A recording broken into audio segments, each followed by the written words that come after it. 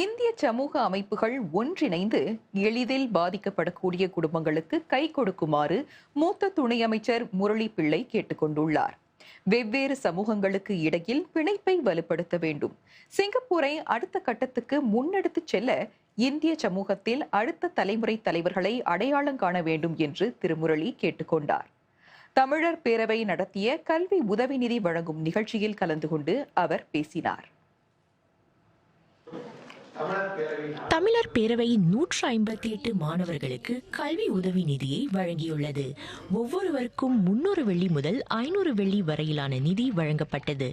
இளையர்களுக்கு, குறிப்பாக கல்வியில் உதவி தேவைப்படும் மாணவர்களுக்கு தமிழர் பேரவை கை கொடுக்கிறது. முக்கியமாக அவங்களுக்கு இந்த கல்வியில் எந்த விதத்துலையும் பாதிப்பு ஏற்படாமல் இருக்கணும்.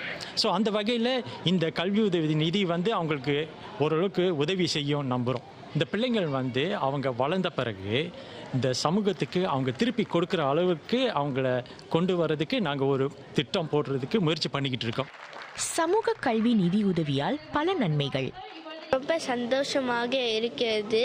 இந்த வருடமும் நான் நல்லா செஞ்சு நான் திருப்பியும் இந்த மேடையில் திருப்பியும் இன்னொன்று பரிசு நான் வாங்க விரும்புகிறேன்.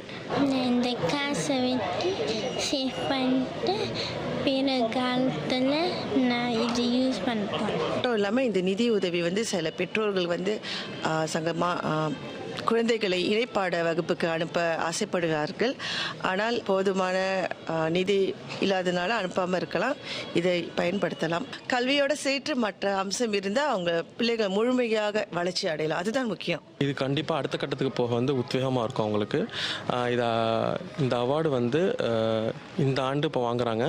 ஸோ இந்த அவார்டு கொடுக்கறதுனால அடுத்த ஆண்டு அவங்க மார்க்ஸ் அதிகமாக வரும். அது அடுத்தடுத்த ஆண்டு மார்க்ஸ் அதிகமாகும். அது அவங்களுக்கு ரொம்ப உதவியாக இருக்கும்னு சொல்லிட்டு நான் நம்புகிறேன். இந்த அவார்ட்ஸ் மேன்மேலும் தமிழ் படிக்க அவளுக்கு ரொம்ப சப்போர்ட்டிவாக இருக்கும் நான் நம்புகிறேன்.